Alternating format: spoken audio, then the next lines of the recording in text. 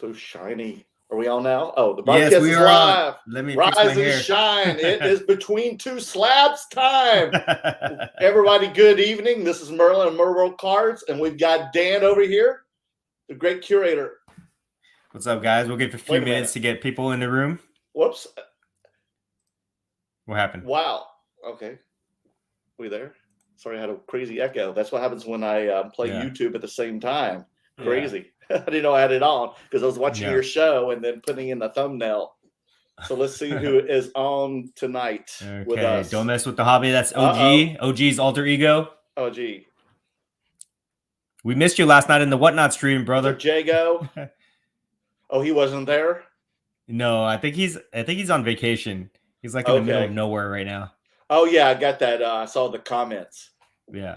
Oh my goodness. Did you so were you on 4 hours as well last night? 3 hours. 3 hours on the Whatnot stream. When have you gone to bed yet? From Houston? No. Very tired. Very tired. In fact, I'm going to take the next like 2 or 3 weeks off from card shows until Atlanta. I need time to recuperate. I need to do some other stuff. But yeah, that Houston trip really wore me out, and we'll definitely talk about that. Let me see here. Who else is in here? Jago is in the room. Ed Ram's here from Houston. What's up, Ed? Yes. Adam's in the house. Good to see Adam. Merlin TGC. Let's see. Is that why we should call you now the TGC, like Triple H? TGC, yeah. TGC. I am the TGC. What's up, Shin Binmaru 1? Hi, Dan. Yes. You should focus on graded Pokemon alt arts if you were planning on to invest on or flip them. They're absolutely beautiful. I will look into that. Thank you. Well, I think you just so you have to talk about this whenever we get enough people in. You just had a Pokemon reveal on YouTube just before this show. Just did something quick there. What's up, Charles? What's up, man? Charles is in the house. So anything good? I can't wait to hear all about it because I caught the very tail end because I was setting up the lights, trying to get a little organization because back here, as you see, I'm still recovering from Houston. We just got back late Sunday night. I'm exhausted. Dan, I know you're exhausted too. And you did a walk last night, and then you did the reveal of your Pokemon just before this, and now you've got Between Two Slabs. Yeah. And did you do a live last night too? Have you done a live since? No, I didn't really do any lives, but I did spend like Sunday night and basically all of Monday I was editing that vlog for Houston. It really I did the whole thing Sunday night, and then for some reason the file got corrupted or something, so I had to redo everything. No. What? Yeah, redo everything on Monday, which is why my video came out late. I usually try to release my videos at 12 noon, but it took me till like I had to redo everything. Took me all day, and I couldn't get out until like 6 o'clock that day. So you edit all those vlogs yourself? Yes. Dude, you're in your wrong job, man. As an editor, you do an amazing freaking job, man. Seriously, I don't even know how you turn. I'm exhausted. I'm an editor, and it's exhausting. And you look like that's a gift. Like. You act like this so natural. Like you do a very, very good job. Yeah, I have fun with it. I enjoy the creativity, but I can tell it's very tedious to go through that. I could never do it professionally. That's why I'm trying to tell the viewers, like, man, what Dan is doing and everything he does, I'm like baffled at how well of a job he does. Yeah. One day I'm going to burn out though. I'm sure I'm probably going to hit it. I'm probably going to have a heart attack and die. So if you guys stop seeing me produce content on a daily basis, it's because I died. I fell over and died. I just imported all the footage that I shot from Houston, and I'm just like, put a everything in the sequence so I can watch it. And after this, I'm going to watch it tonight and then start editing. I mean, you're already freaking done, man. So I'm like, oh my God, like you are a machine. I just threw it all together. You are a freaking machine, man. Because it's very good. It's very tight. Yes. Well, I appreciate that. And if you guys haven't watched that vlog yet, please check it out and hit the like button for me. I need the views. Yes. TJ Storm, hi guys. Hope all is well. It is. We're covering from Houston, man. King Cards, evening, gents, evening. King Cards is one of my whatnot regulars. He likes to buy a lot of stuff. Yeah. Nice. Now, did you sell a lot of Star Wars and Marvel again last night and wrestling? Like 90% Marvel, basically no wrestling, and the other 10% was Star Wars. Star Wars picked up towards the end. Okay. Nobody wanted any of my sports stuff, so I'm learning this whatnot experience. And how do you know they don't want your sports stuff? Because you try to put it on for auction and no bids? Yeah. I've offered it several times throughout the stream, and it's just the room is very specific, right? That's what I'm saying. Maybe you've pigeonholed your demographics for whatnot. Maybe because I am, when I advertise it, I am clicking the Marvel category. Right. So maybe but there's no Star Wars. There's like sports, Pokemon, and Marvel basically. Oh, really? So there's not a Star Wars category. Interesting. Yeah, no Star Wars category, no wrestling. That so it's very limited right now. Yeah. Oh, wow. But yeah, that's definitely the demographic I've been catering to. But I'm cool with that. I'm having fun with it. We just got this back today. Speaking of Star Wars, can you hold that a little bit closer? I'm not using. Oh, nice. Yeah, and it's 1 of 10. It's a red refractor, and it's the alpha. Nice. Something like that. Since the Max Rebo band is in Boba Fett, I won't tell you much, but they reprised their roles from Return of the Jedi. Ed Ram, did you strong arm that Jambalaya of Spider-Man at TriStar? No, I was trying to get the Spider-Man. So here's the story, guys. I think he's talking about this one, but at the show, right? A couple of the members of the Army, Curator Army, they came up to me, or they were looking for me to sell a Spider-Man Jambalaya card. Apparently, they couldn't find us because we were stuck all the way in the back, which really stuck. We're going to be talking about that on What Bends My Corner. Okay, we're going to go off on that. Stuck us all the way in the back. They couldn't find us, so they did a deal with somebody else, right? Who bought it for like $800. Very fair deal. I went to go try to buy from that guy. He said he was going to sell it to me for $1,000, but he left it in his car or something and to come back tomorrow. So I said, okay, no problem, whatever. Came back tomorrow. He looked up some other comp on the card and jacked the price up to $2,500. Oh, God. Are you serious? Oh, yeah. Man. And I just said, forget it, dude. Forget it. Yeah, what a jerk. Yeah, so that kind of sucked. That is your corner, definitely. Yes, I feel like that card was meant for me, but that kind of sucked. So I missed out on sure that. It wasn't. He's like, here comes the great curator. I'm going to jack this up because obviously he knows something. That guy knew nothing about Marvel cards. It's the only Marvel card he had on his entire table. I don't even know why he bought that, to be honest. To take advantage of you, the great curator. Yes. So that guy sucks. So I'll probably never do a deal with that guy again. His name's like Mark or something like that. I forget what his name is, but some guy from New Orleans. The price for fame, Dan. The price for fame, right? Man. I know. There's good and bad to it. More money, more problems, man. But I got some good stuff though. You're good. I can't wait to hear. What up, boys? What up, man? LA Hobbyist, what's up, AJ? Good evening. Okay, so you're doing an auction tomorrow with the Pokemon? Yeah, I'm gonna run the Pokemon tomorrow. I got 50 Pokemon slabs that I'll run on the Whatnot tomorrow. I just need a little bit of time to prepare for that. But if you guys are watching, that will be on the Whatnot tomorrow. If you guys don't follow me on Whatnot, please subscribe. It's the Great Curator with underscores in between. Or if you follow the link on my Instagram page, you get $10 for using that link. Okay, because like Instagram, you have dots between your names, and on Whatnot, it's underscore. I believe so. Okay. I believe so, yes. But I think if you just type in the Great Curator, it shows up anyway. Yeah, that's what I thought too. Vintage debrief. You guys wearing pants? Rob, no, I am not wearing pants right now. I never wear pants. Down from the show. We live in California. We never wear pants. I know. It was like, what a shock to the system. We go to Houston, and it is like below freezing. Then we come back here, and it's like almost 80 degrees in California. Oh, Feed the Gods is in here. What's up, Aaron? Good evening. Glad you got the shirt. Sam Bartola. Been waiting for this. We all have. Yeah, I'm still kind of jet lagged. I got squished in between a middle seat because my girlfriend did not want to take it. So Maria was like, "You're sitting in the middle seat coming back on the flight." OC sells online. How will you guys be setting up at the Chicago show in March? I don't think so because that's the same time around Dallas, correct? Yeah, so Dallas is the first week. So we're doing Atlanta the last week of February. Then the following week is Dallas. And then we have the Vegas show at the end of March. So I think that's too much traveling. guys, remember, we got like real jobs. We got responsibilities, right? We're not like full-time car hustlers, even though we treat it and like it's still a lot of overhead, guys. It's still a lot of overhead. Because he's got Dan brings his entire family, his wife and child. And usually it's just me, but I brought my girlfriend this time. But still, even by yourself, it's a lot of work.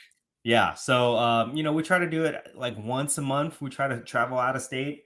So probably not, but I do want to go to that Chicago show. Maybe when the weather is a little bit nicer too. Yeah. In the summer, I love we can Chicago, check it out. Man, definitely. Yeah. So but maybe not in the this winter. not in the March, not in March, but maybe the next one whenever they do it. So the next Between Two Slabs tour will definitely be Atlanta, correct? At the Culture Collision. Yes, for sure. King Cards. I am a big sports guy, but the Marvel is intriguing me. Marvel's fun, guys. Intriguing me too. Yeah, don't sleep on Marvel. It's a lot of fun to collect, and it's starting to pick up in value too. Yeah, and not just the precious metal gems. Nice. Okay, let's see. So who else we got here? OC sells online. Will you guys be back to Houston?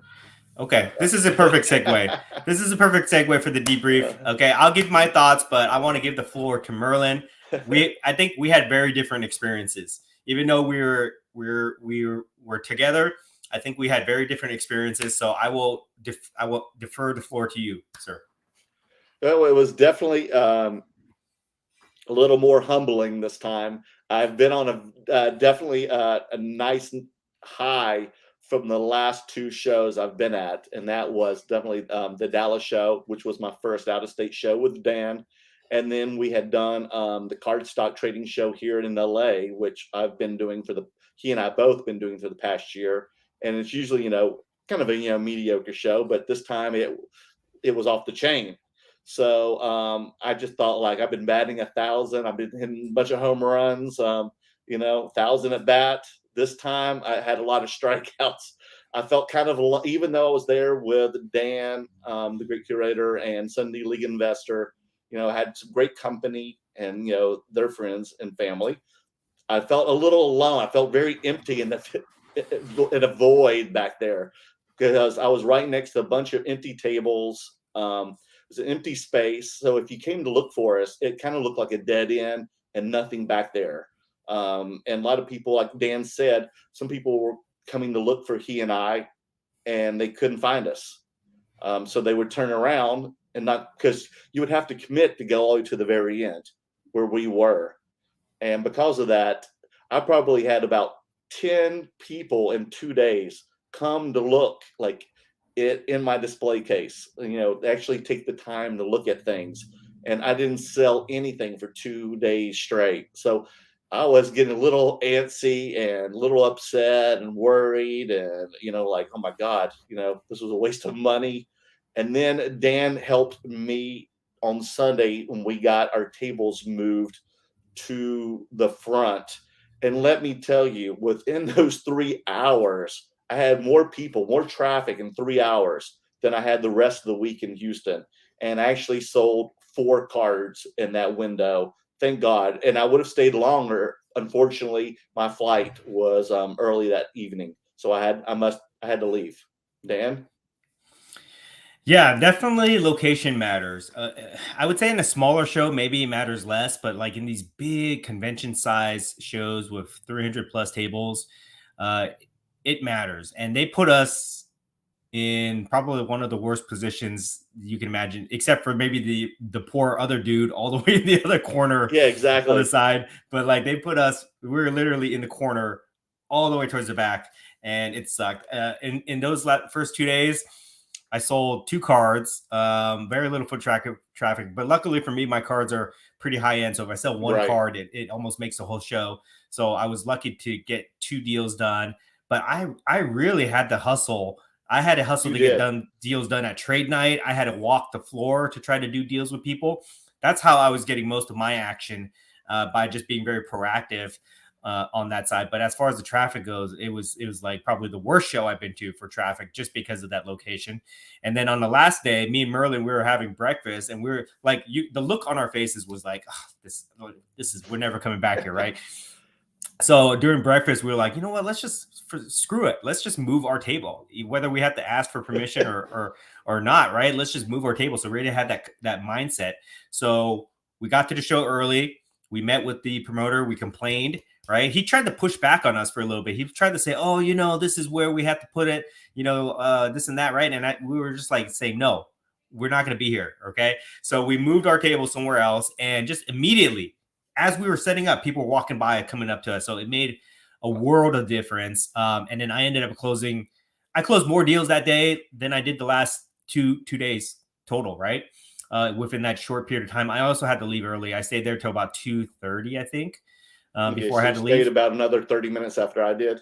Yeah, but luckily I was able to close a really huge deal to do that. So definitely the location matters. I think that's a lesson learned for us. When we go to these shows, we got to try to request a better location. Just never in the back. Okay. Well, it was a little misleading at first, because when we first got there on Thursday, that it kind of looked like our table was going to be at the entrance. Right. So we were excited, like, not understanding the the layout of the floor here, and we thought we were going to get. And plus, all the signings were in the corner where we were, but actually that was just the photo booth. And when people were in photo booth, it was just dead space. Yeah. And they put a big speaker in front of our table too. Oh my gosh. Super annoying. They, like, every 15 minutes, the speaker would like blow at us, right? And like shake our cases and stuff. So that was annoying. But let me just kind of tell you guys what this show is like. If you look at my vlog, if you didn't watch my vlog, that it's a pretty good indication. But this is your typical show that you remember as a kid. Going to a convention center, concrete floors, fluorescent lighting, really no production level at all. This is like that type of traditional show. Lots of vintage cards, probably I would say like 40% vintage baseball, a lot of raw cards too. Mm-hmm. Probably like 20-30% sports memorabilia, just a bunch of random stuff that people sign. Cool stuff, right? But not the stuff that we're typically used to seeing. And then the rest is going to be a mix of like mostly modern cards. So it's like it was a traditional card show, like an old school card show, not what we're used to seeing, where we go to shows and it's like all modern cards or very high production value with music and activities and things like that. Right. So very different feel. The location is in Houston. It's not super convenient, guys. I'll just be honest. Like, we're used to going to shows where the hotel's right next to the show, where you can basically just walk there. This one we had to drive. It wasn't that far, but we still had to drive.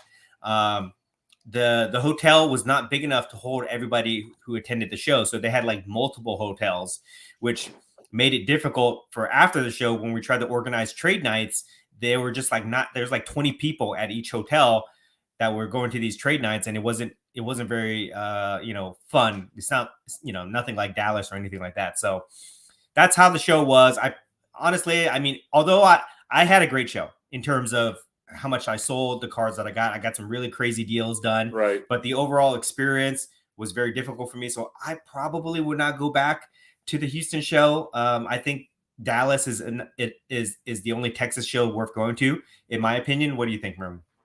Yeah, I mean, I agree. I mean, everybody there was very nice. Don't get me wrong. It had, but the energy was a little weird. And then Thursday was just freezing, even in the venue. I mean, I was just freezing cold. It was not prepared to be that cold for an entire day of a show.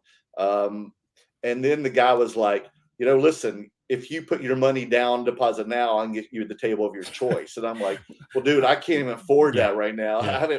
I can't afford the overhead. I almost busted out laughing. You saw me. I rolled my eyes. I'm pretty animated. So I was just like, really? Like, I said, no, I don't think we'll be back, sir. But I mean, that's just how it is. You never know what's going to happen at a card show. Even if everything was really good at that show, you're not guaranteed to have a good show, right? It just kind of depends on people being in the right place at the right time. I think that if we had a better position like we did on the last day, probably would have been a better show for us. But that's just how it played out. Because I saw a huge difference. I mean, it was instant. It was instant. Yeah, so that's just how it played out. But it was a good experience. I'm glad that we went out there to see it. I'm glad that I got some great footage too. I got some great content for you guys. So we made the most of it. But I think that we're definitely looking forward to the next Dallas show. And I think I think I could speak for Merlin by just saying that, one Texas show is all we need right now, right? Just Dallas. It is, yeah, for right now. But the thing it was really cool to see you hustle in times of if this happens. So I was kind of like just stepping back and watching you kind of go at it. Like Merlin, let's have got some cards. Give me some cards, Merlin. I'm gonna go work the floor. At trade night. And that was another thing. Like there was not a really concrete trade night because you and Ken Fornes and Roth Cards all kind of just made like a makeshift trade night over there at the Holiday Inn. And I knew there was another one at a restaurant I never went to. And I think people were just kind of all over the place. Yeah. And I wish there was a definite like sponsored that advertised trade night. And unfortunately there wasn't. But I got the feeling from the promoter, like that was just not a priority for them. It wasn't. It was not a priority. Like the more I think about it, TriStar. If you guys don't know what TriStar Production is, they're like a memorabilia company. They do like private signings and autograph events, and I just think that cards is like a secondary priority for them. They didn't care about it. It just seemed like they didn't care about that kind of stuff because they put no effort into trying to organize any events outside of their autograph events. Which is, unfortunate. I think that was a missed opportunity for them. But I would say that if any of you guys are trying to promote card shows, or if you know promoters and you want to help them out, you got to tell them, you got to make it, you got to make sure that you got to put enough planning in it so that the vendors find success. Otherwise, they're not going to come back to your show. And then you've got to, organize activities and trade nights after the show to kind of like maximize it, especially for these destination shows where people are flying in to your show and they got nothing to do afterwards. You got to try to put a little bit more effort into your event. Otherwise, it's going to not compare to anything else, right? Like if you compare Houston to Dallas, hands down, Dallas is better. If you compare Houston to any other show, it's probably the same thing. So it's very competitive in the card show industry right now, or category. And I think that this is the next level where the promoters have to do more than just put out tables and rent out an event. They've got to really plan it out and make sure that people are constantly busy and everybody's having a good time. Exactly. Amen to that. Yeah. Yeah. Okay. So let's get very humbling. And I'm looking forward to Atlanta because I know Atlanta is going to be a lot like Dallas. I have a feeling. Yeah. How about you? You feel the same way? Based on the hype that's around it, for sure. So I'm super excited about that. We'll see. We'll see if we can get things done. But going back to what you're saying about like being proactive, yeah. Here's the thing, too, guys. Like when you go to shows, if you're not, you got to read the room. If you're not getting foot traffic to your table, you got to do something about it. You got to leave the table and go make deals, or you've got to, do something to bring attention to your table because.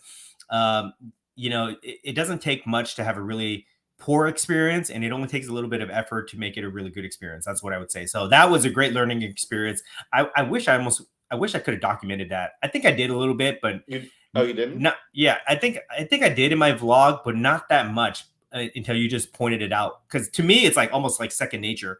What I had to do. Yeah, I right? can tell. I mean, I definitely took notes, man. I definitely take notes in case this happens again the next time. Yeah. So, but it was that's probably why I was so tired, because I was walking the floor, making moves, and I'm just like so exhausted. Normal shows, I don't get this tired, but I just feel like I went through a marathon, to be honest. Well, everybody, even at trade night, the energy was a little like weird too. Everybody looked just beat up and broken. And so nobody really moved around. Everybody kind of just stayed in their chairs and didn't want to get up or actually make any initiative. And you were like, Merlin, I'm going to get up for a little while. You're going to stay in here because sit here because I'm going to go, work the floor on at trade night too. You did the same thing. It was definitely a different vibe. The energy was not as high as other shows I've been to. And I'll say this too. I feel like a lot of the dealers were very difficult to work with. When I was on the other side of the table trying to approach people, the dealers are very difficult to work with. So that was just something I had to take note of. So what was your biggest card you sold at the show? My biggest card was my Kobe Prism Auto BGS 9.5. I sold that for $7,900, which on the last day, which pretty much saved the whole show for me, made the whole show worthwhile. Okay. I sold one of my Jordans for $5,800. So those are like my two big sales, which basically made the whole show worthwhile. And then I had a bunch of little tiny sales between that. And then was that all cash? Yeah. Was it all cash? Majority. I had to take a little bit of Venmo, but the majority of it was cash. Oh, well, no, that's what I'm saying. Was it part trade and part cash or what? Yes. It was all cash. Okay. On those. Awesome. Man. And then I made that really big deal for the PMG, which I have to give you credit for, because I would not have been able to do that deal if I couldn't pull you in there, because I think he was expecting a certain amount of money. Yes. From me for those cards. Basically, we got. I think I'll just tell you guys, because I didn't want to put it on a video. Please tell her. I didn't want to put it on a video, but basically this guy had 3 PMGs that he wanted, and he was valuing those PMGs at like almost $10,000, right? Man. And then he had this Obi-Wan Kenobi on-card auto he was valuing at $2,000. So he had $12,000 of cards. That's the one I wanted, baby. That's the one. That was his asking price, right? So if I was going to go up to that guy for those 3 PMGs that he wanted $10,000 for, how could I pay anything close to that? I pay like $9,000 to get those 3 cards. I pay like maybe $8,000, $8,500 maybe, right? But when I bundled Merlin's Star Wars card in there, Merlin was willing to pay $1,500 for that card. Okay. So what I decided to do, I said, okay, I kind of broke it down in my head where if I offered him $9,000, I think that got him close enough to his number where he would take that. And then Merlin, he said he was going to pay 15, but I said, let me try to get to you for $1,200, right? So if I minus Merlin's $1,200 from that $9,000 that I offered him, I would be paying $7,800 for those 3 PMGs. That was my mindset. And that's what we offered him, and he took it. He didn't even really negotiate with me. His cost basis on those cards was very low. I know that. And I know that he really wanted to go after this $15,000 card. So he was kind of happy. Neymar. Yeah, he was happy to do the deal for that. I kind of had to strategically play it, right? Because I met the guy on the first day. I didn't make an offer. I didn't make an offer on the first trade night. The second day, I found out that he wanted that card, and I spent the whole day kind of talking him into making an offer for that card, right? I said, if you go in at like $10,000, $5,000 trade, you might be able to get it. You can negotiate with their guys. Like I was just kind of like putting ideas in his head. What I was doing is I was tenderizing him, guys. I was tenderizing the dude, trying to inception an idea in his head. And then towards the end of the day, when I made my sale for the Jordan, I moved directly into attack mode to get those cards from him. And then I offered him that $9,000 total for it. And that basically was enough for him to go after his card in his mind, I think. And that's why he accepted it. Yay. But I would not have been able to do it if I didn't have Merlin's $1,200 in top of that, just because I didn't want to put more than like $8,000 into that deal, which I think was pretty high, just at that point too. So, but it worked out. It worked out, guys. So let that be a lesson. If you ever want to get a bunch of cards, try to bundle the cards into making a bigger offer.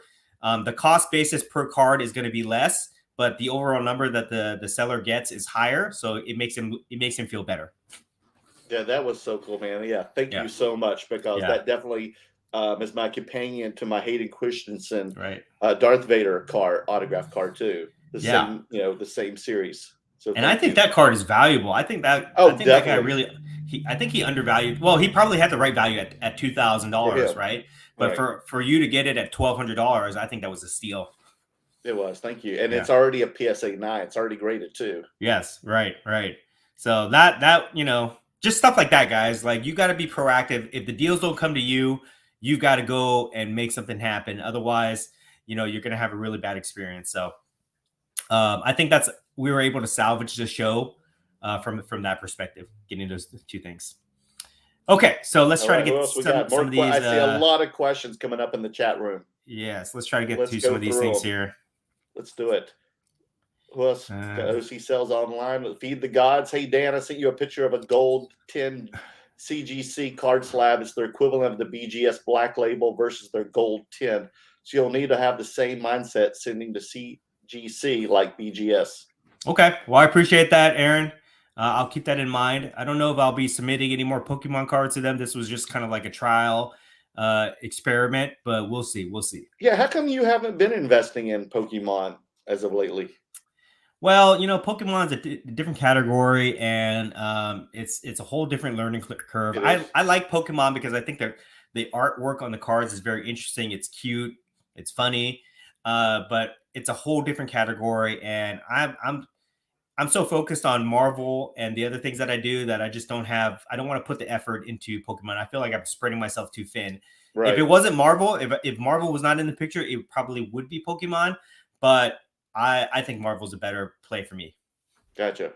Funkin' Mick Corey, can I ask some questions about grading cards? Sure, that's what we're here for. Sure. When I think he's saying CHC charges $30. SGC is what I figured. Charges $30 card. Is that all paper card plus shipping?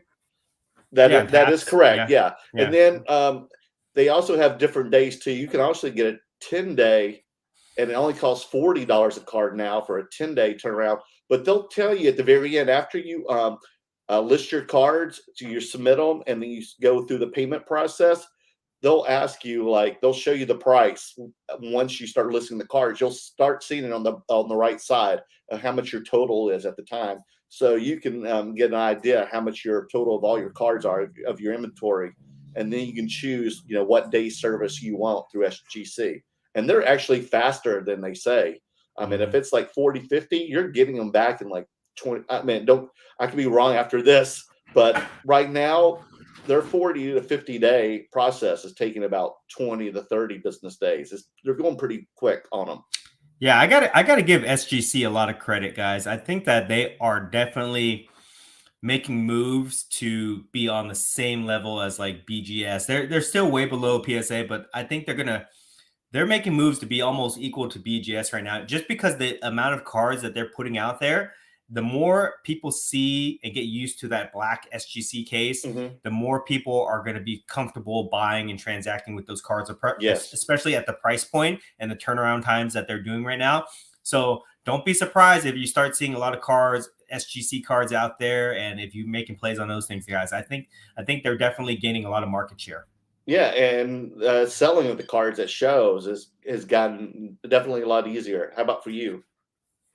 SGC, I mean, I don't have a lot of SGC cases, to be honest. You don't? Yeah, I don't really have a lot of feedback. I did before a couple months ago, and it was hard to move them, but like I've got like 2 SGC cases in my inventory right now, so I don't really have too much feedback on that, but I am seeing more of it for sure. And I think that I saw those grading reports that whatever it's called, like Genamint something, that company that does the grading reports. And I think that like PSA is way above everybody else. PSA is putting in like 170,000 cards a week or something like that. SGC is like at 30,000 or 20,000, something like that. And then BGS is like at 10, around that way. So I definitely think SGC is surpassing BGS right now in terms of how much cards they're putting out there, and then eventually the market will accept them. That's what I believe. Next question. As Victor, hey guys, do you submit PMGs and card savers or top loaders? Scared to jam those in card savers? Yeah, and don't jam the card savers. Put them in top loaders. Right now, I mean, this is a Royal Foil card that I just got today that I'm about to send out, probably the PSA, but I do it like a top loader. It's a silk. It's a Royal Foil, which is exactly almost like a PMG. It's thick card. So don't put those in a card saver, which look like this. I actually put them in card savers. I put them in this? Yeah, I use the fat ones. I use the fat ones. Well, I don't know. That's what they want. They want the card savers. They don't want the top loaders. You want to do this. They don't reject these. They still take them. Does that fall out? It's gonna bend the corners. No, it's tight in there, man. That's why I put the little. What do you think about that? Well, what do you think about that? Well, I guess that wouldn't matter. But like we were having this discussion that they just cut the cards out of those things, like card savers, right? Right. But they still have to pull it out. So you use the tab, like I do. Yeah. All right, maybe I'll start trying that. We'll see. What happens. That to me, if any thick card go in there, I'm just scared that it's going to bend, like press down on the corners and everything. And it's a thick card, so I don't want that pressure on it, especially if you've got cards stacked in there or something. You know, with your submission, if you got multiple cards. All right, let me try that with the next round, and we'll see. Okay. We'll see if we get better grades here. What do you guys think? What else? Next question, Dan. Okay, let me go through this. I gotta screen this. I gotta screen these comments here because you guys sometimes say some messed up stuff here. Let's see here. I love messed up stuff, man. City by the Bay. So y'all seeing soccer being the next boom over the next several months? Exactly. I think it's still the calm before the storm, guys. So it's still a good time to buy soccer. Yeah, definitely. How did Brian do this weekend? He did all right. He he made deals. But I just think that Houston crowd is not. That's the Sunday League investor who specializes in nothing but soccer cards. Yeah, I think that Houston crowd is not what the cards that we do, right? They were just not like, they're more interested in like vintage baseball. Yeah, a little more old school memorabilia. Yeah. Because a lot of people who were coming to that table said they don't even have social media apps or anything. They didn't understand even how to like scan a QR code. Right. Bishop 2344, are you either of you going to Culture Collision at ATL? Yes, we are. We both are. We will definitely be there. We have our tables there already booked. Yeah, we'll be there. We're very excited for that. And that's gonna be interesting because that's like they're promoting it to be like alternative stuff. Marvel, Pokemon, things like that. So that's gonna be a different crowd also. Which is right down our alley, man. So they'll be embracing us for sure. For sure. And I know a lot of our Marvel YouTube content guys will be there as well. A lot of our Marvel friends. Adrian Manukin, good evening, gentlemen. Dex Knight, when do you know when to sell a card? When someone offers you the money that you are interested in. Yeah, when you get profit, when you get an opportunity to take profit, if you're good with that amount of profit, you take it, guys. Don't be greedy. Or I would say two things: either when you get a good offer and you can make profit, or when you're just tired of looking at the card and you want to move out of it. True. That's the time that you try to sell. Because sometimes it's better to take a loss, but take that money and invest in something else that will get better in time. Money Mike, hey Dan, what is the next 86 Fleer grade are you picking up? Whatever grade comes across my table, I'll buy any grade from a 1 all the way up until to an 8. This is a funny comment for you, Merlin. Oh, is it for me? Let me see. Flea market mixtape. Wish I had a Cooper Cup to sell. I bought a couple this weekend, actually. You were looking for those. I'm needing a rookie. I got a second year auto patch, but whatever it takes, man. I live in Los Angeles, so Cooper Cup will sell. This one's Ian McCover. Right, all these guys know me too well now. Beyonce Sports Illustrated cards are my hot tip of the night, and hot they are. Yeah, she's juicy in those. M2 fast. I tried to join you on Whatnot, but didn't know how to find you. You're gonna have to type in the Great Curator over there. Fine. I have a link on my Instagram profile that leads you to my Whatnot page, but it's also just the Great Curator with underscores. Yeah, but I'm saying, folks, I just typed in the Great Curator and it just popped up, just like it does on Instagram. Yeah. Brian Basketballs, loved your vlogs, Dan. Thank you, Brian. Appreciate it, Brian. Rich, Houston sounds like the Chicago show. Well, that doesn't sound good. I know. If that's the case, I'm not going to Chicago. Anybody been to the Chicago show? Can they tell us what it's about? That's not encouraging at all. And it was so cold, guys. I don't want to go to Chicago where it's colder and I do worse. B-Dog 1323. Do you like me a lot more investors in the hobby instead of collectors now? No, I think there's both. What do you think? You know, here's my take on this. I think everybody is a collector. Like, we all buy cards that we think are cool. We all have some type of emotional attachment to these cards. Very rarely do I meet anybody that does not care about the cards at all and is all about just transactions, right? I mean, I've met them. I can think of a couple guys at the top of my mind, but for the most part, everybody is a collector. But the fact that these cards are worth money also makes us investors. You know, we're putting our money into something that can be resold, that can be appreciated. So we are all investors.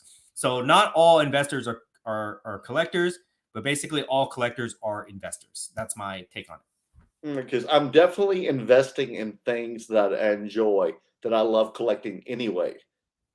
And I'm just using that as an investment. Yeah, when I first got back into the game, I was trying to be a hardcore flipper. You know, I was going to call myself Flipping Dan. But oh no, no, just kidding, Steve. But Steve. it was not fun. It was not fun. It was stressful and it was a grind. And then when I switched to the collector mentality, which I've always had my entire life, it was super natural for me, super easy to get in there, buy cards, buy things that I like, make money off of it. And I enjoyed that whole process much, much more. So I think that's probably the best mindset to have. If you're all 100% investor, I would say get out, because there are easier ways. I say this all the time. There are easier ways to make money. There's other things that you can buy, invest in, and flip. You don't have to do it in sports cards or cards in general, because it's very difficult, but it's very fun. Yeah, and the way that I met Dan, the first time I met Dan, is because I went to his table because I saw your Ric Flair belt. Yes, like, yes. Oh my God! Oh, this guy's cool, me. Man. I really wanted you to get that John Moxley signed belt, but I need to get it. Yeah. If I see it next time, I will definitely buy it. I kind of regret it now.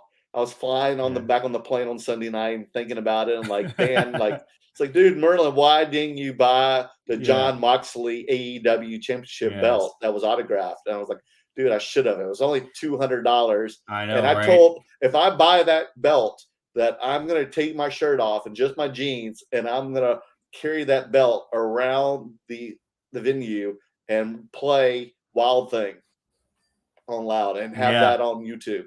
Yeah. Maybe next time. Maybe that guy will be at Dallas. Who knows? We'll see. Hopefully. Towel hang. Curator Army mount up. Yes. Whoa. Sounds... Oh, bottom card, crime and cards. Damn, it feels good to be a Marvel card gangster. Right, yes, it is, man. John Kwok, did you find other people were looking for Marvel cards? Not really. Very few. No, very few. I think I maybe like 3-4 people. Well, a lot of people were looking at it. Yes. They were definitely admiring. Yeah. Not even a lot. Well, okay, here's the thing. So on the first 2 days, not that many, because we were stuck in the back. But on that last day, a lot of people came by. They were looking at our stuff. I actually sold a bunch of like raw Marvel cards to people, which was very surprising to me.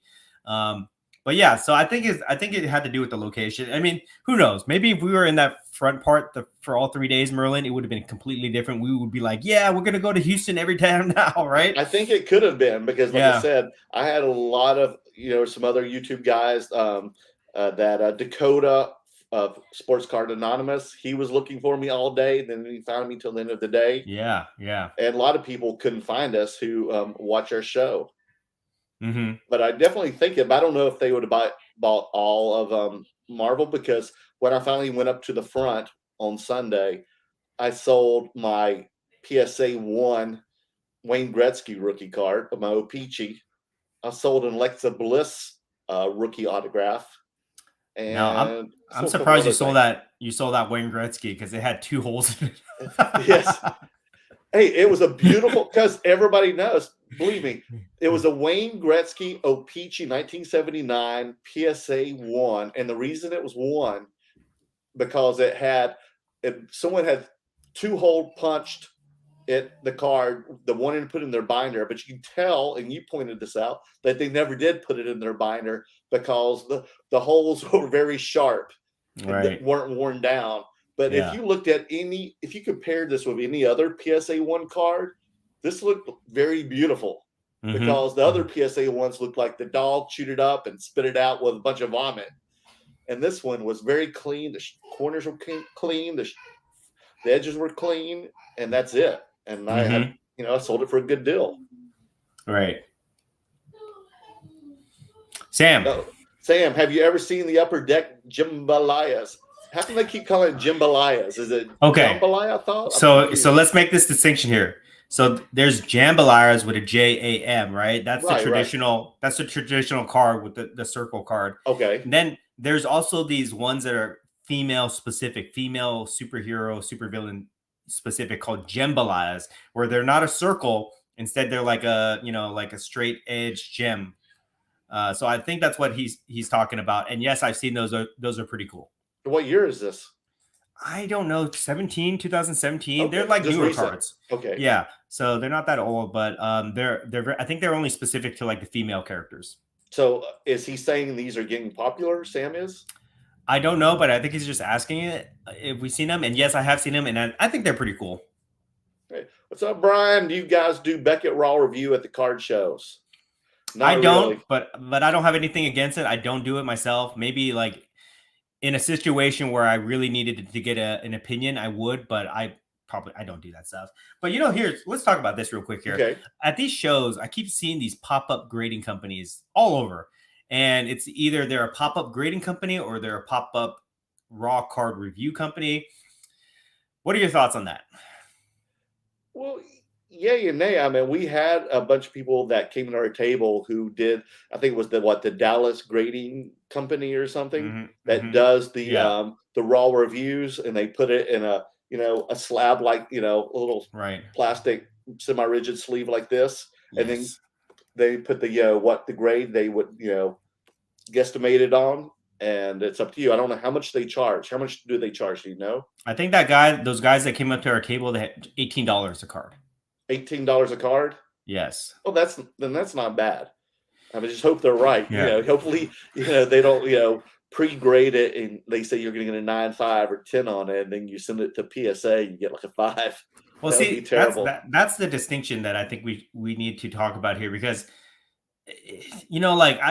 all these grading companies that pop up, right? I think that I'm not knocking them for trying to pop up and provide a service if that service is there. And I think a lot of these guys do very well and they can make money.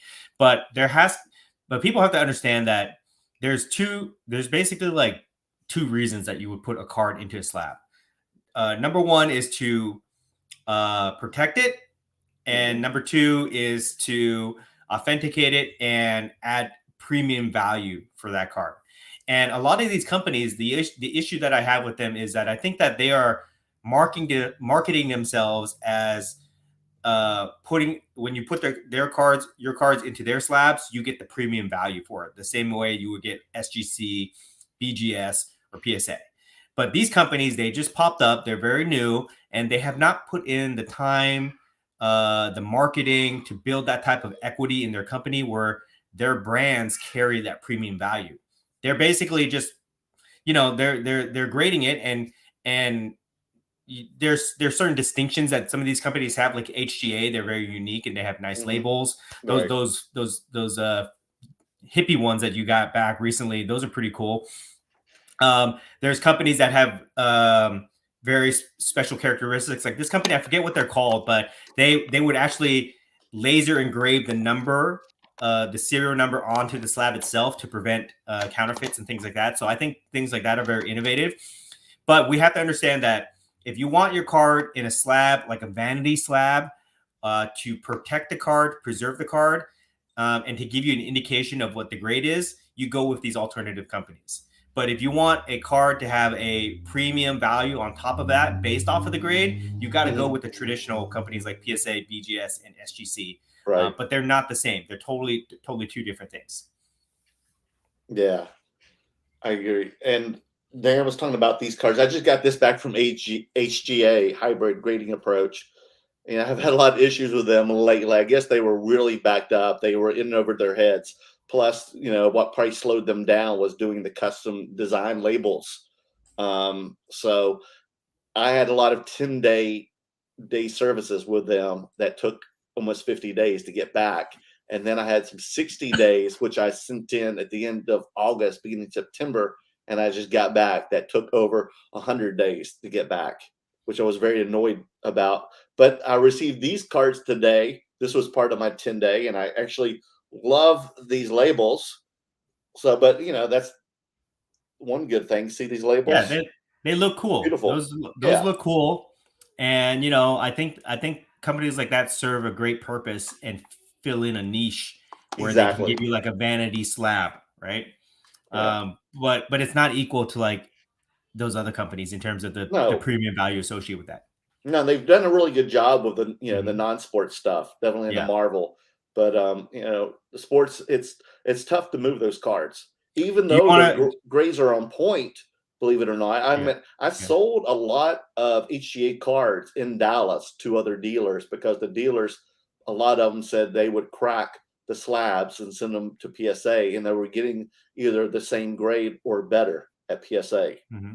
That's what they were telling me. Here's what I'll say about that too, guys. Okay. Like, not to knock these guys on their grading criteria, but I think that grading, it's very subjective, right? Because if it's all done by humans, but if you have like a checklist of points that you go after, you could get very close in terms of like being able to grade a card that another company would grade, right? Like if me or Merlin, if we trained ourselves and we had a checkpoint of list and the proper equipment, we could probably look at something and say, okay, this is 8, 9, 10. Right. A lot of times you can even eye it. A lot of times you could just eye it and take a chance, right?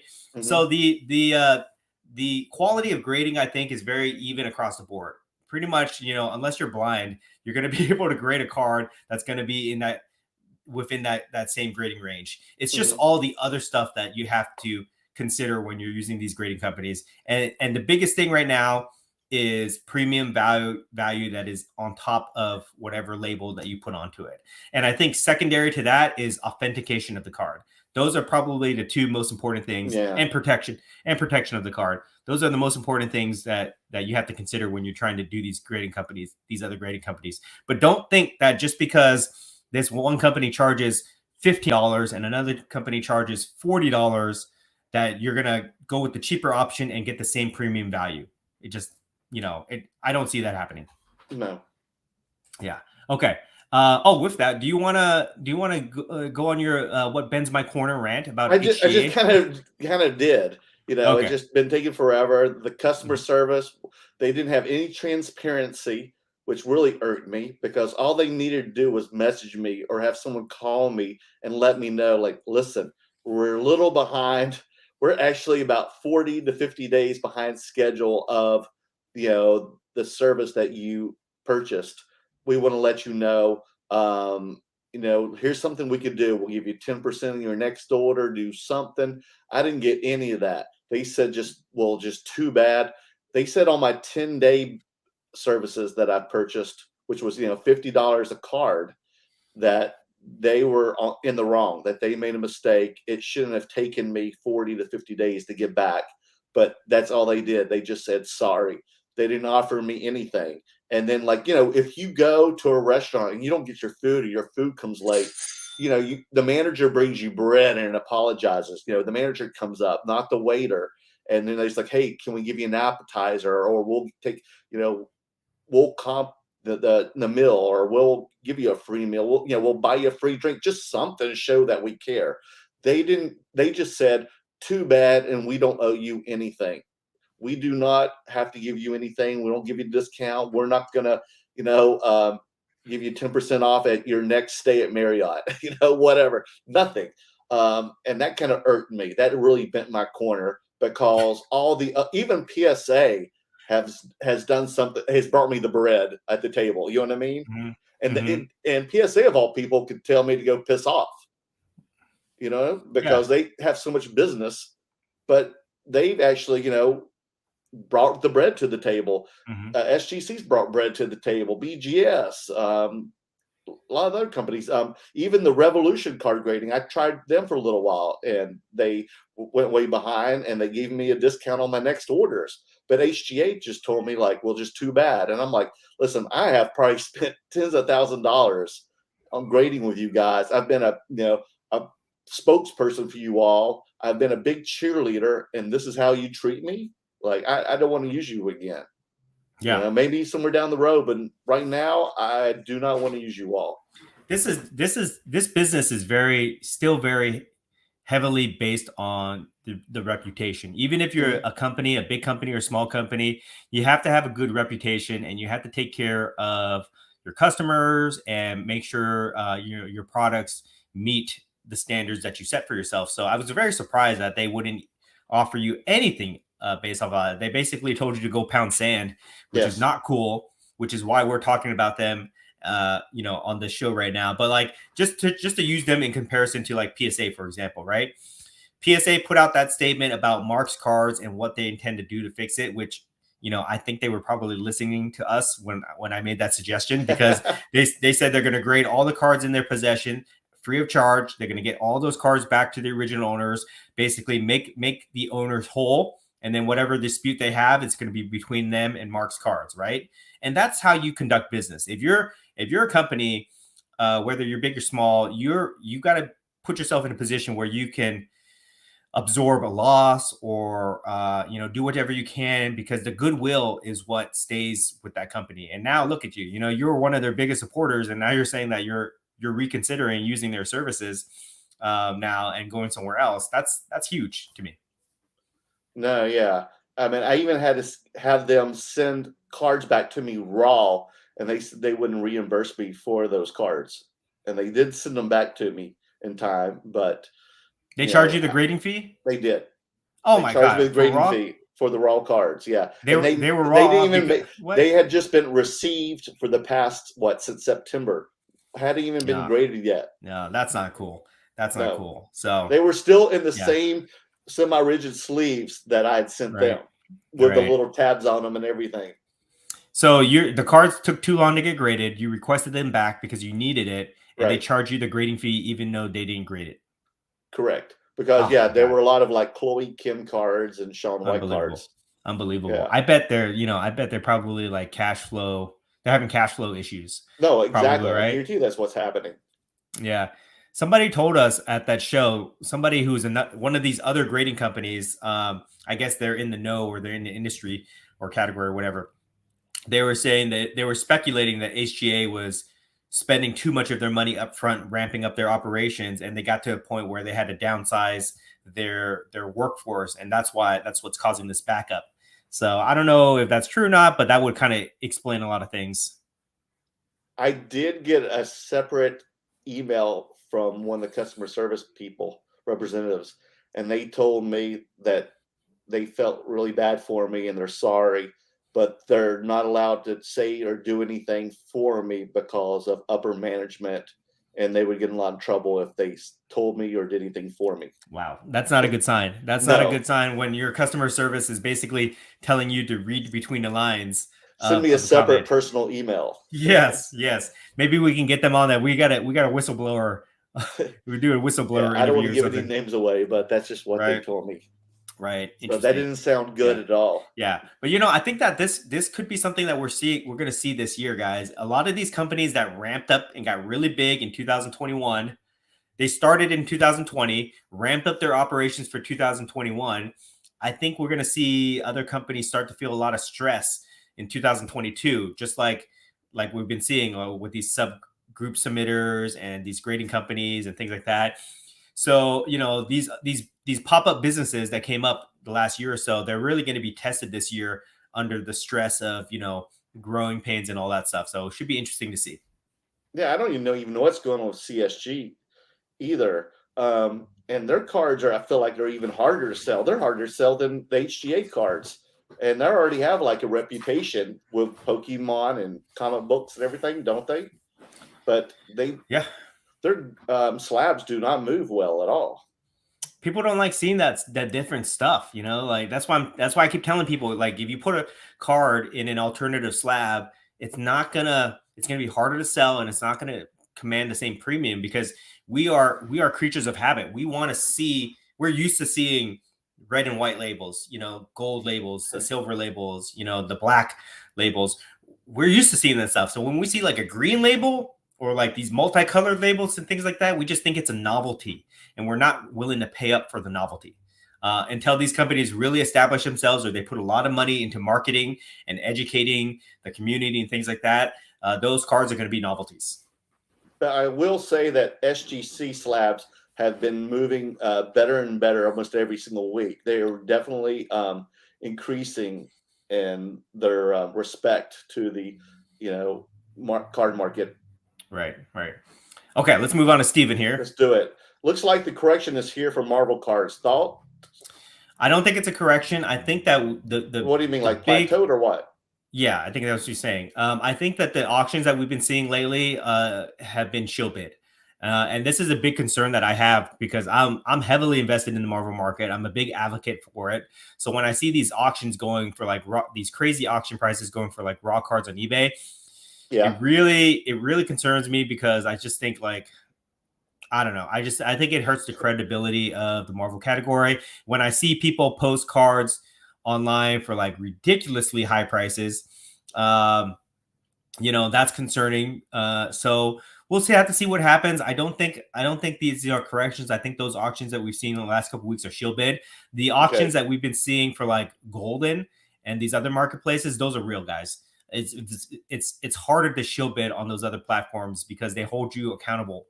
You can't just like create a new account if you get banned, right? Like it is on eBay. So eBay auctions should be taken with a grain of salt. I always say that. I'm not a really big advocate or fan of people using eBay as the sole source for comping prices on cards, just because it's just so easy to manipulate. But I think that's what we're seeing right now. I don't think it's an actual correction. I think that people are just trying to take advantage of other people and cash in on some of these things, but hopefully that will kind of play itself out. Money Mike, Merlin, you got any Bitcoin yet? Not yet, man. Soon, Money Mike. Andrew Lee, are you excited for the series finale of the Book of Boba Fett? Yes, I'm already made my palette in the living room to watch it at midnight tonight, guys. Is the finale tonight? Yes.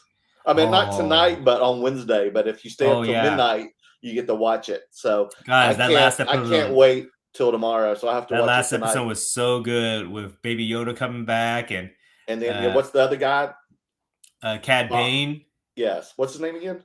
Cad Bane. Cad Bane, yes. Yeah. And he's from the Clone Wars. Correct? Yes, yeah. He's a bounty hunter from Clone Wars. So man, it's getting good. I'm excited. We should have a watch party. See, there's a lot of theory, guys, that that this is all setting up definitely for the Mandalorian, but also for the Obi-Wan Kenobi miniseries. Oh, interesting. Is there a tie into that? What's that? Which is because of Baby Yoda and everything, and then who saved Baby Yoda, and they keep showing like flashbacks and everything. And I have a feeling that is Obi-Wan Kenobi who saved Baby Yoda. What? And they're going to connect everything, Okay. We'll see. The Star Wars galaxy. We'll see. Jordan Riker, do you expect Culture Collision to rival Dallas? Yes, I do. Dan? You think so? I mean, we've never been there.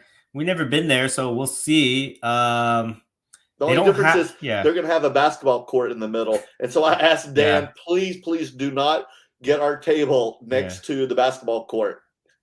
Yeah. I mean, I think it'd be good if we can have Dallas-sized shows with that type of production level, that type of energy. That's not a bad thing.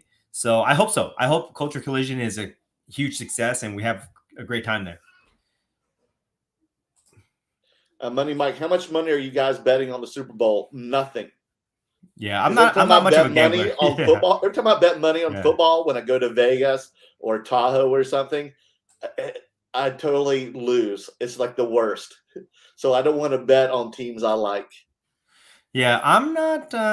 No, I'm not a gambler. So guys, so I would rather bet by buying a card of the player in the game than actually putting money on the game. I do the thing where they draw the numbers and they put the numbers on the board. It's like $5 or $10. I'll do that. That's the only thing I'll do. Right. Frank Chong, what are wax prices like at these shows compared to website prices? If they're modern stuff that's relatively available on eBay, it's the eBay price. Maybe a little bit higher, just a little bit. If it's more rare stuff, it's kind of high. Wow. Jago, support the stream by giving it a like. Yes, please give it a like. Make sure you smash that bell button so you can watch any of the live streams that come up during the week. Yeah. Money Mike, dance battle between Merlin and Dan. Who wins? I'm going to say Merlin. Well, I'm a former DJ and he's a breakdancer, guys. I used to have my glow sticks, guys, back in the day at raves and my Jinkos. Yeah. Kenny G. Is this the real Kenny G? Loving the content.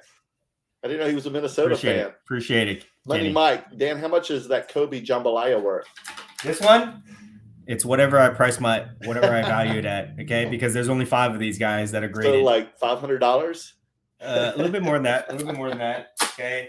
Anybody wants this from me, they're gonna have to wrestle it from me. Oh man! My price. Have to pay up my price for that.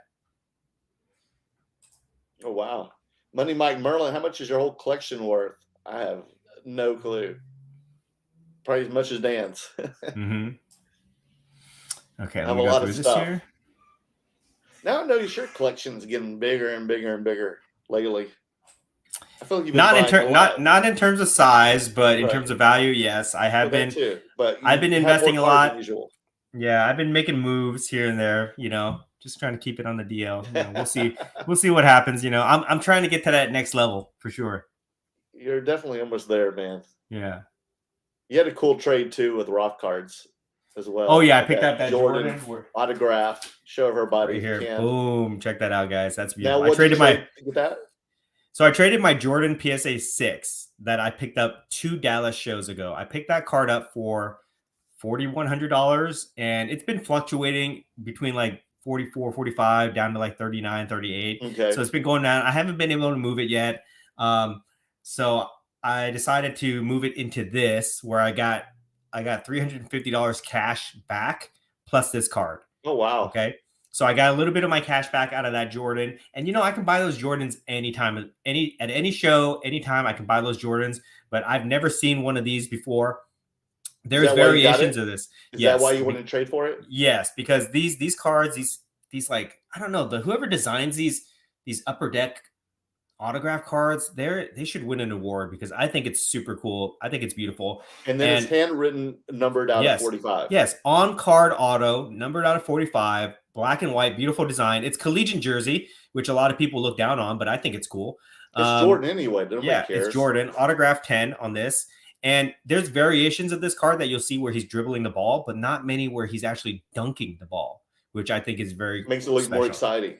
Yes. So that's why I picked up this card. Now, you think those cards like that move faster than the rookie cards? I think it stands out more for sure. Like the Jordans, I believe the Jordan rookie card is the most liquid. I always say this. Right. Most liquid, most desired basketball card of all time. But they're everywhere. They're everywhere. So when you see something like this, when you see an on-card Jordan auto where he's dunking the ball and it's a beautiful design like this, I think that's what stands out.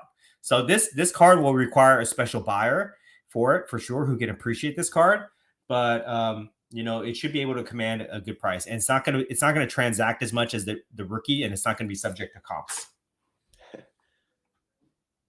Okay, let me go through this here. So we else? Daniel Diaz, what sports cards are the most popular at shows? Baseball, basketball, football, or soccer? Well, it's a little of everything. I mean, just like basketball since the season, and then of course more of your championship. Football. The guys, that are winning right now. So who's ever made the Super Bowl, or who looked good in the playoffs? I would say basketball is king, and then football next. But football only quarterbacks. Really, that's what people buy. Quarterbacks, then baseball, and then soccer. But soccer's coming up, I think. Yeah, definitely, because all the like the Champions League tournaments are coming up, the Europa tournaments coming up, and then World Cup. Everybody's gearing up for it. Viking sword, that really bit my corner. LOL. Exactly. That's why we say it. Yes. Okay, next. Mervin. Hey, Mervin. SGC starting to catch up per sales data. I do agree. You're exactly right. Jago, recommend watch the Slab Stocks interview with the CEO of SGC. Sounds like great things are coming. Thank God. I highly support them. There's some weird, wacky comments here, so I'm not even gonna highlight them, but I'm just like looking at these things. It's weird. Oh my gosh. Flipping Steve, Obi-Wan is dead on the current timeline. Yeah, I do agree with that, Steve, but I have been reading a lot of stuff, and people are saying there's going to be some kind of connection somehow. I don't know the story yet, but we'll find out. We'll find out tonight at midnight. Okay. OC Sales Online. Merlin, what types of movies do you edit? Porn. Nothing but porn. Oh my God. Guys, hey, you got to save that for Merworld After Dark, okay? This is a family show. It's all about the ripping and the tearing. Wow, that was random. Okay. No, I've done everything. I mean, I've edited it. I've been doing a lot of music videos and promos lately. I did, right before COVID, I edited a documentary about Russian hockey in the 90s, the Red Army team. I've done stuff. If people know me. Tell them about your current thing that's on YouTube right now. Black Sabbath or something? Yeah. I work a lot for the guys for Black Sabbath, and I'm friends with a keyboardist. His name is Adam Waitman. Great guy. I've been friends with him about 15 years. I met him here in Los Angeles, even though he lives in England. And he's the keyboardist for Ozzy and Black Sabbath. And I do a lot. He had just started a side project right before COVID. It's called a Jazz Sabbath. So check it out on YouTube. That's Jazz Sabbath, where he does jazz renditions of all the Black Sabbath tracks. So like Paranoid, Crazy Train, Iron Man. Mm-hmm. So let's check it out. That's all my work. Check out the channel Jazz Sabbath. And the album was the #1 jazz album during COVID, during 2021 or 2020. So he just made a second album that'll be coming out April of this year. So watch my promo that was just posted last week. Very cool. Very cool. Tort, how do you feel about Marvel Weiss Schwartz? Will there be another reprint? Well, that's weird. I just won a Spider-Man foil card that I bid on, and I just paid like a couple of dollars for that. So I think it's a cool set. It's kind of like an anime type design. I think it's a cool set. Still affordable, I think. I don't know what the chase cards in there are. They kind of look like Pokemon cards. Yeah, like that. They got like a fun animation to them. So I think those are cool to collect. I haven't seen any of the chase cards except for like the gold foil stamps. I don't know. Print, yeah. Yeah, I don't know how valuable those things are. But Neo just did a box break. Yeah, and I think Spidey Jew did one on his channel. He did too? Yeah, like 2 boxes or something like that. But I think they're fun cards. Yeah, What's up, friends? What's up, Justin? Yes. Can't wait to see you in Atlanta, dude. Feed the Gods. Thoughts on BGS graded booklets. You had the Ronaldo one, right? Was that but no, it was not graded at all. I thought it was. No, it wasn't graded. I think booklets are cool, but they don't display well, guys. And those BGS slabs are oversized. And it just looks weird and awkward. So I think that's what's holding back booklets. If they ever make a booklet specific slab, I think that will be huge for the booklets. And let me go on a little rant here. Okay. Give me a rant. At that show, at the Houston show, I saw a lot of historic memorabilia. I saw a George Washington autograph, Paul Revere, Pablo Picasso, Albert Einstein, Martin Luther King, right? I'm seeing these historical pictures, documents, cut signatures, things like that. And some guy was asking me, hey, why do you think that these things are not valued as much as like a sports cards? And I told the guy that when we look at it as just a piece of paper, it doesn't look anything to us. We don't see the value of it. But when these people put it in a slab, a PSA slab, a BGS slab, suddenly it becomes like a $30,000 artifact, right? It just has to be framed in a way that we understand. And once we understand it, then we will value it as collectors, right? And so I think the same thing. You that this is a real autograph. This is a real letter. Yes. So I think that booklets are the same thing. Like the framing of it, the slabs are just so ugly because they're oversized. But and that's why booklets are not very appreciated, right? But once they design a specific slab for the booklet and they display well, just like our cards, believe me, people will be buying those things up like crazy. Yeah, that George Washington Revolutionary War letter was pretty neat. How much were they asking for? Tell the audience. $25,000 for the George Washington letter. Oh my goodness. It was a military discharge letter, and it said General George Washington on it. So cool. Before he was even president. Wow. Right. And then how much was the Martin Luther King? $30,000 for a signed Martin Luther King photograph where he's giving his speech in Washington. I forget where it was in Washington, but he's giving his speech at the Million Man March or whatever it is, signed, and the autograph was graded a 9, which is very well. And also he wrote out his middle name, Luther. He didn't just write L. Really? And yes. So that's what made it unique. But what I thought was interesting is they graded his autograph a 9. So his autograph got a 9 when modern day players who sign on these stickers or cards, they can't even. They just do the scribble. Sometimes they can't even get a 9. I've got some autographs that are like 8 and 7, guys. And this is from like 1965 or something like that. Martin Luther King signing this. So kind of funny. Gosh, I hope we get to that level where we can buy these. Because I would love to own a few of these. I saw one, after seeing those in person, I want one. Like, I want to put it on my grail list of having a historical autograph like that. I just think they're so cool. I almost feel like they're art pieces. They're historical artifacts. You want to hang those on your wall or something. Yeah, those are true, like one-of-one type deals, guys. So very cool stuff. So Justin asked, what surprised me about my first big card show was how many MJ rookies there were. Definitely. Yeah, definitely. There's a lot of them out there. There's high pop counts at all the grades, but again, it is the most popular card out there, hands down. I buy and sell those things all the time. Steve, Dan is the GOAT. Yes, we're gonna have the Dan card. I remember when I saw you at the National, you had a Gary V card. Did you not? Yes, I did. I can't wait to have your autograph card. I'm one gonna day, have that slabbed.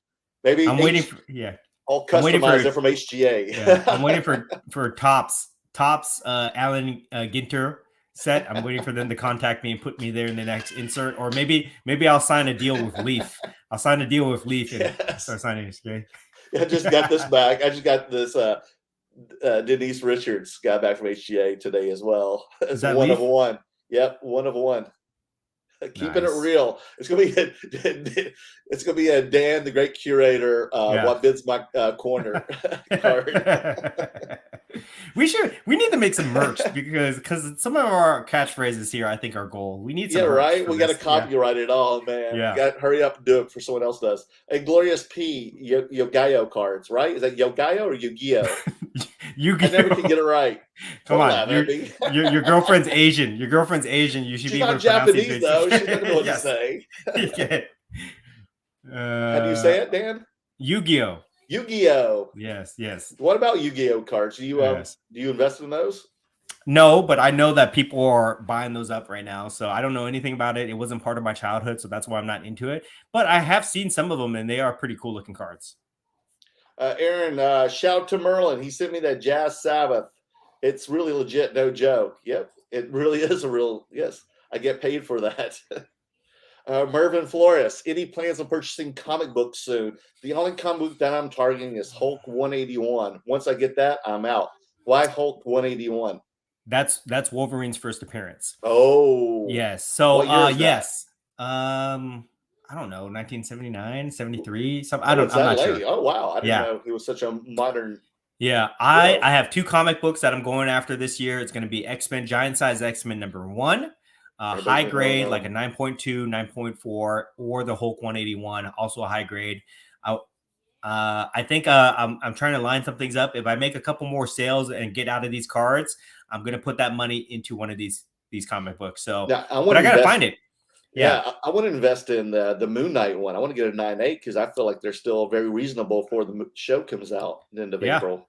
Yeah. Comic books are a play, guys, and comic books are a whole different category. But they're definitely a fun play for sure. Sportsman Jack 21. Anyone coming to Dallas Card Show next month? Yeah, that's all we talk about. We'll be there. That's what we look forward to. With bells on, guys. With bells on. Justin, Atlanta is going to be fire. Yep. We're definitely there in Atlanta too with bells on. I should be at the Dallas Card Show, but I likely won't have a table. but you'll get to hang out with us, Justin. And that's just a week after Atlanta. Yeah, you can always hang out at our table, Justin. No problem. We'll make room. You can take over another table and squat at it like you did last time, so it'll be good. Well, we'll have a chair for you, man. Mm-hmm. Y'all rather have that Jason Dominguez Superfractor or 2 Jordan Fleer PSA 10s, both about a cool $500,000. That was ridiculous. I don't even know who Jason Dominguez is. He's like in the minor leagues or something like that. That's why I don't even know baseball. Yeah. So his card went for like $400,000 or something. I would definitely take the Jordans. Yeah, he's still a prospect, right? Yes. That's just too much high risk at that level. Mm-hmm. Sam Bartola, you guys should have bought the Pablo Picasso auto. I agree. And I told everybody, and how much was the Picasso? Didn't Brian say it was only like $3,000? $3,500. Yeah, $3,500. I'd rather buy that Pablo Picasso auto at $3,500, put it on my wall, and when my friends come over, like, have you seen my Picasso on the wall? Oh, that would be a pretty smart play, actually. Yeah, I actually purchased a Picasso. There it is, right there on the wall, only $3,500. Hey, now I'm getting regret now that I didn't try to pick up one of those historical autos. I'd never seen anything like that before. It was crazy, that guy. Yeah. If I'd sold a lot, I may have bought it. I know. And I bought that one and the John Moxley AEW autograph belt. Maybe I should have bought one of those instead of those PMGs. The amount of money I spent. I can't wait to see you, Will, and Dilla trade for that, man. That'll be the day. One day. The next show, we'll see. Mervin says he just wants me to say Yu-Gi-Oh again. Yu-Gi-Oh. Yu-Gi-Oh. Money Mike, Denise Richards is uncover hot. How much is that card, Merlin? I don't know how much it is yet. How much anyone's worth to spend on it. But it is one of one. And I like the cool custom. I picked this one up at the Fairfield Trade Show in San Francisco back during Thanksgiving. Sketch Card Hive. Yo, what's up, guys? Another Marvel guy who I think is also going to be in Atlanta. Are you going to be there, Sketch Card Hive? Let me know. Zian, I don't know what that is. 9.4 Werewolf by Night. 32 is first Moon Knight. Goes for about $10K. Yeah, I knew that, but I just wanted to buy the very first Moon Knight issue, which is not that much. And that's out of my, budget. I'll definitely be at your table. Your upgrade from Golden's table because you have Marvel PMGs. Definitely. Are we at the same spot next time? Yes.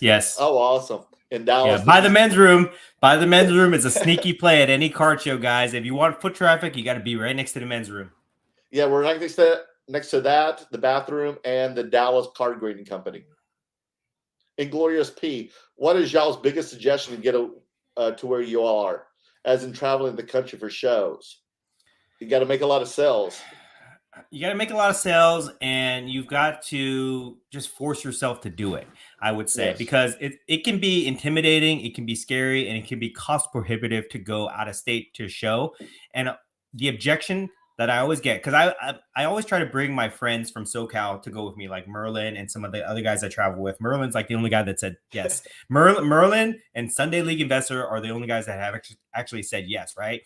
Because most people just say, oh, I don't want to go through the trouble. I don't want to spend the money on the plane ticket and this and that, right? And they're trying to think to themselves, is it worth my time to spend the money to go to these places? And they're only thinking of it from a dollar perspective. How many cards do I have to sell to pay for this, right? But if you're in the card business, not only do you sell cards, but you've got to build your reputation. And even if you're not a content creator like Merlin or Sunday League Investor or myself, right, you still got to build your reputation so people know who you are, so that you'll get opportunities to do deals. And that's where the benefit of going to these shows comes from, because not only do you see different people, it's a different market, you see different cards, you show your cards to different people so you have a chance to sell it, but you also get to network, which is huge, guys. In any type of field, it's not just cards, but any type of business, any type of field, you need to network. That's how this world works. Yes. You need to know people. These people will give you opportunities. These people will help you when you need it. These people will vouch for you. So you need to get out there and build your name in the community. So that's a huge thing. Plus the overall experience, right? We're in this hobby to have fun. And although we can have fun at these local shows or whatever, it's a ton of fun to go out on these road trips, on these guys' weekends where we're staying at a hotel and we're just talking cards 24/7. Yes. It's great. Me and Merlin, we've developed this habit. We go to these shows. We'll be at the show all day. We'll go get some great food in the local area. We'll hang out. We'll have good conversation, have a couple drinks, whatever. Then we go to trade night all night, and that's like our routine. And it's great. It's a lot of fun. So a lot of people do not recognize that type of value. They're only thinking about it in terms of how many cards I can sell. And I think that you have to get over that mindset and you push yourself. And if you push yourself and get out there, you will not regret it. And it takes passion too. You have to love this. You have to enjoy it. And I will say that I'm having a great time, and I know Dan's having a blast, as you guys can see. I mean, it's so much fun, and it's just more than just selling cards. It's like you said, it's networking. It's meeting new people, from the business side, other dealers, other customers. And then you build relationships with these people that will help you in the future. And all these people hit me up on Instagram or whatever, and I'm still selling cards even after the show because of that show.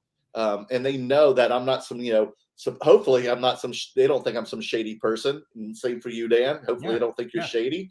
And now they like, I've met Merlin in real life. This guy seems like a very genuine guy. Like, I'm just going to hit him up and ask him if he still has that card that I saw at the show or that he has on his eBay store, and just make the deal through Instagram or whatever. And, I'm glad. So, in the long term, I'm still making sales, even though I didn't make that many sales in Houston. And that was kind of a blow to the wallet. But, I'm trying to be frugal and not overspend. But I did have a couple people hit me even after Houston, from Houston, and asking if I still have a card that available they saw in my display case. Yeah. You may lose a little bit on the front end in terms of, maybe not making sales, but you got to view it as an investment, investment in your card business, if that's what you're trying to make this out of. Right. And you'll make that up on the back end for sure in terms of opportunities and goodwill. Like, we go to these shows and people just bring us stuff. They show us promotions. Like, you guys see me, I always promote Slab Mags. The reason I promote them is because they've been helping me out a lot. They give me samples. They give me opportunities to make money. Right. I met these guys at Dallas. Okay. I got that opportunity. I met this other dude, which I will review this. This is one of their, another cool alternative. I met that guy at Dallas. I didn't know you bought something from him. I know he gave it to me. Because he knows who I am. He wants me to review this, give my honest review and promote it. This is another card holder protector, guys. So we get these type of opportunities. And then Graded Guard that we met. Graded Guard. We have a great relationship. Houston. Yeah, we have a great relationship. Oh, by the way, guys, they up the discount code to 20% off. And we'll put that in the description. Yes. We'll give you the link and the promo code. And look how cool that Graded Guard looks with that green lightsaber, guys. That is awesome. This is the Ewan McGregor Obi-Wan Kenobi autograph card card that Dan made the deal with for me with his PMGs. Yeah. So, you get business opportunities when you go to these shows and people see who you are and if you can bring value. So that's a great return from the shows. And just to kind of give you guys an example, like, I could do a bunch of local shows here. I don't sell anything. Like, I'll be lucky if I sell $100, $200. If it's a good day, I'll sell one card. I make like $1,000, right? I'll go to Dallas and I'll make like over 20 grand in Dallas. I'll go to like Houston and I'll easily make over 10 grand, right? In terms of sales, right? But when you're at home and you see the same people and they see your same stuff, it's just like weird. They don't want to buy from you for some reason. So definitely better if you put yourself out there and go to shows. You will not be sorry. And then if you do anything in the card business, consistency and activity is what's going to get you to that next level. Yeah, but I definitely feel that pattern with LA shows definitely ended at the Cardstock Trading Show, because that show seemed like an out-of-town show again to me, and I made a lot of money there. That show was insane. That show was insane. It was really good, and a lot of people, I think they know now who we are, and they know that you and I set up together since we are together, and they bring us the cards that they know that we won't. And they know they're already ready to come to our table and make deals with us. Do you agree? Yeah, for sure. Okay. Jordan says, Merlin, Dan, if you had to choose a Winter Olympic sport to compete in, which would you choose? Oh, easy. Curling for me. Oh, curling? Yeah. I don't know. After watching the ice skate, with the broom. Yeah. I think I'd be really good at it. I think I would have an aneurysm trying to do it. I'd be so fast. Like, that's just, I don't know. I'd be the shooter. I'd be like, you know. I'd probably do figure skating. Yeah. A lot of hot chicks in it, man. Yeah. And I could be pretty cool like Nathan Chen. Right. Money Mike, where did they sell the Picasso auto? I would have bought it for $3,500. It's on my blog. Right next to the Dallas grading company. Yeah. And Memory Lane. It was over there in the front. The guy who has it, he goes by like the Hit King on Instagram, I think. Is that what he is? The Hit King? Yeah. He had all the historical autographs, like George Washington, Paul Revere, all that stuff. Then who had the Martin Luther King and Einstein? Fetterman Sports. Fetterman or Fetterman? Yeah. Fetterman Sports. He's the guy who organizes like a large autograph trade show. He's kind of famous. Any stories about going through TSA of all your cases of cars and or cash while going to show? Yeah, it was fine. No big deal. I've only been stopped once. Only in LA do they look at my card case and they pull it out and they admire them. They're like, "Oh my God, these are awesome!" And they're like, "Do you mind if we look at a couple?" And I'm like, "Okay, go ahead." Yeah. Sportsman Jack, it's hard to enjoy while you're broke.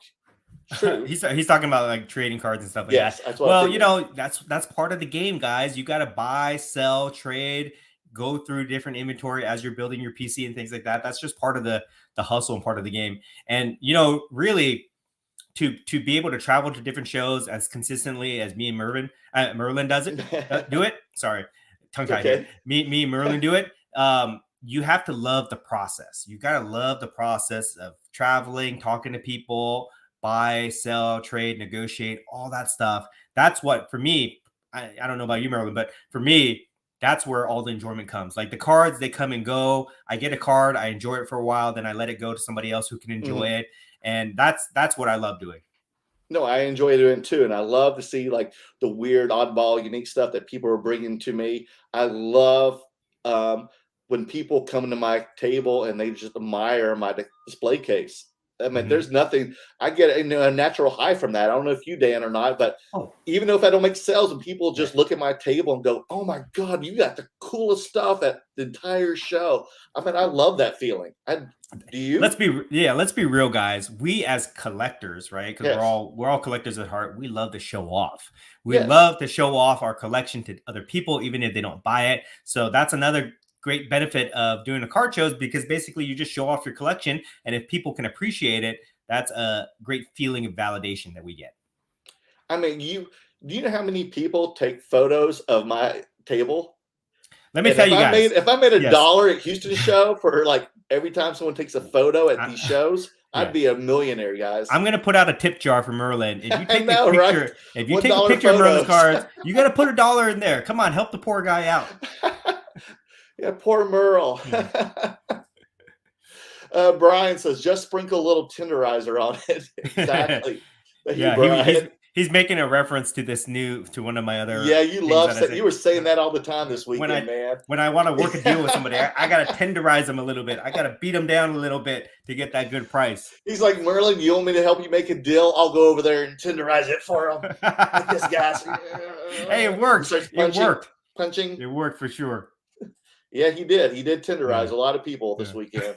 Albert Jones, how many hockey cards do you guys have? I had one, and I sold it this weekend. It was the OPG Wayne Gretzky. Now I have none. 0.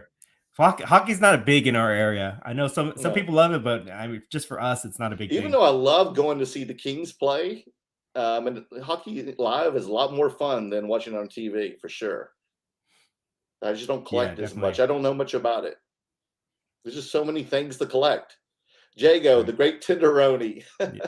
Tenderoni. You guys, funny guys. Okay, so I think we got through all the questions here. So, I mean, I think it might be a good time for us to wrap it up, guys. Enjoy hanging out with you guys on Tuesday, but I got to go ship a lot of whatnot packages and all that other stuff. So, any closing thoughts? Yeah. Also, let me plug my other show, Mer World After Dark. I'm not having it tonight. I will be having it this Thursday at 8 p.m.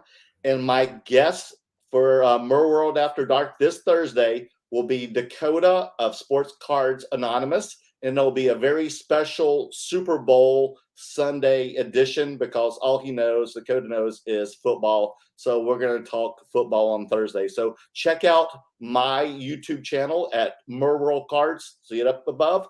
Just type it up and hit the bell button so you know when the next show is.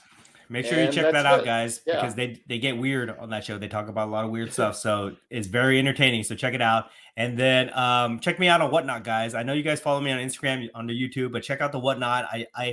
I do this thing, guys, where I do a lot of stuff that people want, Marvel cards, Star Wars cards, but I also sprinkle in little Easter eggs of little really rare, cool, unique stuff. So you got to watch the stream and be ready when I drop that unique item on there. Last night, I did a rare Steamboat Willie Mickey Mouse card. That was cool. I did a couple Nintendo cards, Super Mario, Yoshi, things like that. So you never know when I'm going to drop some weird stuff in there. So that's why you guys got to watch it. Please support me on that, okay? The Great Curator on Whatnot with underscores, or I have a link in my Instagram profile. Yeah, just type it up, guys. You'll find it because I did. Yeah. All right, guys. Thank you for joining us. We will see you guys. Thank you all. Have a wonderful evening. Until next